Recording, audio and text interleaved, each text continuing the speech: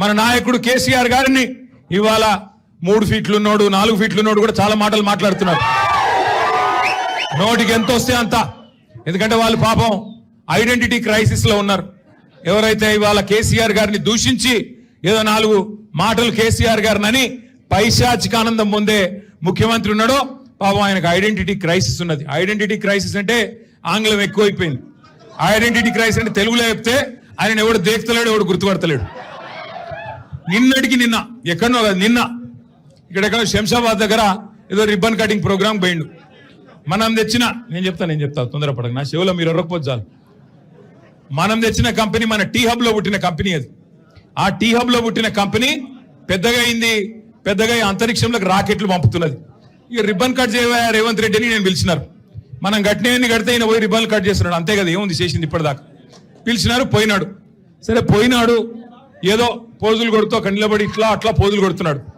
ఆఖరికి అక్కడ పిలిచే యాంకర్ అమ్మ ఉంటది కదా, ఆ అమ్మాయి ముఖ్యమంత్రి గారు అని చెప్పి శ్రీధర్ బాబు పేరు చెప్పింది తప్ప ఈయన మాత్రం గుర్తుపట్టట్లేదు. ఇది మొదటిసారి కాదు, చివరిసారి అంతకంటే కాదు. 2.5 ఏళ్ళు అయిపోయింది. యాంకర్లు గుర్తుపెట్టుకోవట్లేదు, యాక్టర్లు గుర్తుపెట్టుకోవట్లేదు, ఎవడు గుర్తుపెట్టుకోవట్లేదు ఆయన పేరు. ప్రజలైతే ఆయన పేరు తీస్తేనే బూతుల వర్షం కురిపిస్తున్నారు. నేను చెప్పట్లా ఇది, మీరు కావాలంటే ఆ యూట్యూబ్ లో సోషల్ మీడియాలో చూడొచ్చు. ఎవరన్నా పోయి ఆయన ఎవరు ఉండే ఆయన పేరేంది అనగానే హెచ్చి ఆయన పేరు చెప్పకు, మొహం తిప్పుకుంటున్నారు.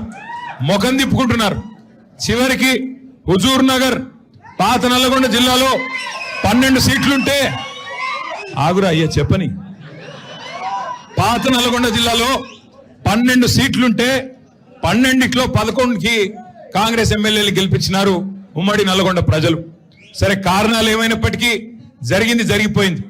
కొంత మన తప్పు ఉండొచ్చు, కొంత మన ఎమ్మెల్యేలు గతంలో పోటీ చేసిన వాళ్ళ చిన్న లోటుపాట్లు ఉండొచ్చు, పొరపాట్లు ఉండొచ్చు, చిన్న మరి అసంతృప్తులు అక్కడ ఇక్కడ ఉండొచ్చు. నేను కాదనట్లేదు, మేము కూడా మనుషులమే, ఆడినో ఎన్నో తప్పు చేసే ఉంటాం.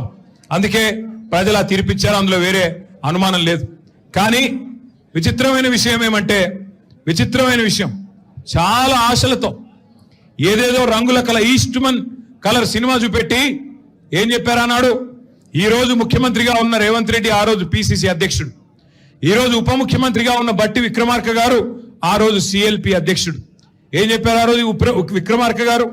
మీకు గుర్తుండాలా, ఇట్లా గ్యారంటీ కార్డు పట్టుకొని ఇది మీరు భద్రంగా పెట్టుకోండి, 100 రోజులు గట్టిగా పట్టుకోండి. 99 రోజులు అయిపోయి 100వ రోజులకు అడుగు పెట్టంగానే మా కాంగ్రెస్ వాళ్ళు వస్తారు, దాన్ని తీసుకొని ఒక్కొక్కరికి మీకు అన్ని బ్రహ్మాండంగా 100 రోజుల లోపలే అన్ని పథకాలు అమలు చేస్తామని చెప్పి ఆయన ఉంటాడు కదా, ప్రముఖ సినిమా యాక్టర్ కమల్ హాసన్ ను మించిన యాక్టర్లు ఒక్కొక్కడు కాంగ్రెస్ లో బ్రహ్మాండమైన యాక్టింగ్ చేసినారు. కార్డులు భద్రంగా పెట్టుకోండి అన్నారు. జేమ్స్ బాండుల మాదిరిగా బాండ్ పేపర్లు రాసిచ్చినారు. బాండ్ పేపర్లు రాస్తున్నాం, ఇదిగో 100 రూపాయల స్టాంప్ పేపరు, దేవుడు కాడ పెడుతున్నాం, ఒట్టు పెడుతున్నాం, నమ్మండి దేవుడి మీద ఒట్టు అన్నారు. ఎన్ని మాటలు చెప్తే ఇవాళ నేను అడుగుతా ఉన్నా బట్టి విక్రమార్క గారిని, భద్రంగా పెట్టుకోమంటివి కదా కార్డులు, భద్రంగా 100 రోజులు పెట్టుకోమంటివి కదా, మరి 1000 రోజులు అయ్యేందుకు వచ్చే ఇప్పుడు ఎక్కడ పెట్టుకోవాలా కార్డులు? మరి ఏం చేయాలా? ఇక ఎంత సిగ్గులేని నీతి మాలిన మనుషులంటే కాంగ్రెస్ నాయకులు. ఏమైందయ్యా, 100 రోజులు 6 గ్యారంటీలు అంటారు కదా, 420 హామీలు ఇస్తారు కదా, 13 డిక్లరేషన్లు చెప్తారు కదా.